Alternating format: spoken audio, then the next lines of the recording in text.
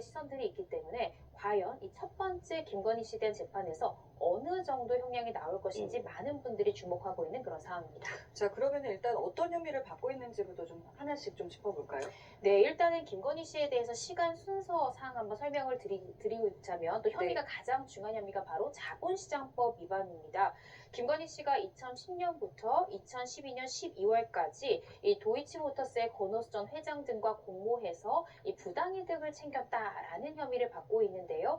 지금 특검이 파악하고 있는 부당이익의 규모가 약 8억 원이 넘는 것으로 특검은 보고 있습니다.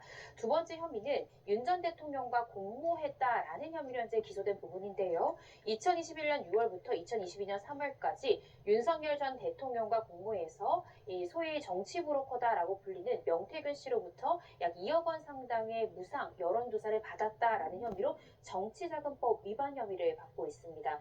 마지막으로 이 건진법사 전성배 씨죠. 이 통일교의 윤영호 전 본부장으로부터 고가의 샤넬백이라든지 또 그라프 목걸이 등 약 8천만 원 상당의 금품을 통일교의 현안을 해결해주겠다라는 혐의로라는 청탁을 받았다라는 특가법상의 알선수재 혐의 이렇게 총 3가지 혐의를 받고 있습니다. 네, 각각의 혐의에 대해서는 잠시 후에 보다 구체적으로 짚어볼 텐데 오늘 김건희 씨가 유죄 선고를 받게 된다면 전직 대통령 부부가 처음으로 이제 동반 실형을 받게 되는 겁니다.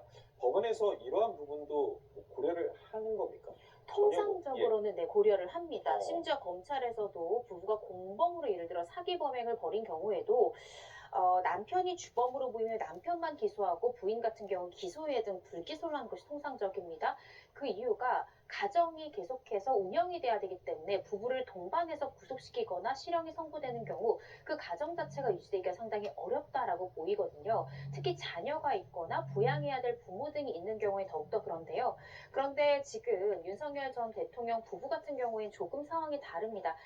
대통령 부부였다는 사회적 지위에 있어서도 그 누구보다 법을 지켰어야 되는 지위에 있다라는 점, 또 이 두 사람이 부양해야 될 어떤 자녀가 있다든지 뭐 이런 부분들은 전혀 없기 때문에 아마 이번 특검에서도 구형을 할 때도 이런 부분은 전혀 고려하지 않고 굉장히 높은 형을 구형했던 것으로 보여지고요. 실제 법원에서도 통상적인 사건이라면 부부가 동시에 기소가 됐고 현재로서는 윤 전 대통령이 실형을 선고받은 사건은 체포방해 사건입니다. 예. 그 사건으로 징역 5년을 선고받았다라는 점을 통상적인 사건에서 고려하겠지만 지금 김건희 씨에 대한 사건에서는 그 부분을 크게 참작할 가능성은 낮다라고 볼 수 있을 것 같습니다. 예. 자, 그럼 일단은 아까 말씀해 주셨던 그 혐의들에 대해서도 좀 하나씩 좀 살펴보겠습니다.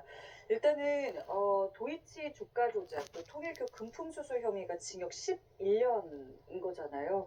이 혐의는 그러니까 쟁점이 뭐라고 좀 봐야 되는 겁니까? 네, 지금 김건희 씨가 받고 있는 혐의 총 3가지로 요약해 볼 수 있는데 예를 들어 정치자금법 위반이라든지 알선수재 모두 다 5년 이하의 징역형밖에 규정되어 있지 않습니다. 자본시장법 위반만이 법정형 자체가 상당히 높다라는 생각이 들고 따라서 오늘 중형이 선고되기 위해서는 자본시장법 위반 혐의에 대해서 법원이 어떻게 판단하는가 이 부분에 대한 양형을 어떻게 평가하는가가 가장 중요한 요소다라고 생각하시면 될 것 같습니다.